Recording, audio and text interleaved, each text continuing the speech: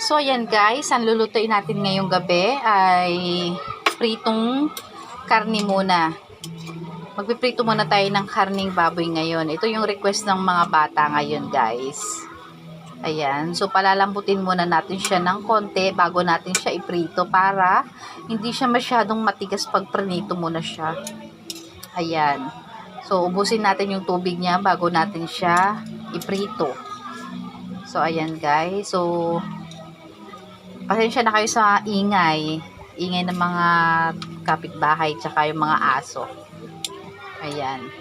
So, ilaga muna natin siya ng bahagya. Tapos mamaya, iprito na natin siya, guys. Ayan. Takpan muna natin siya.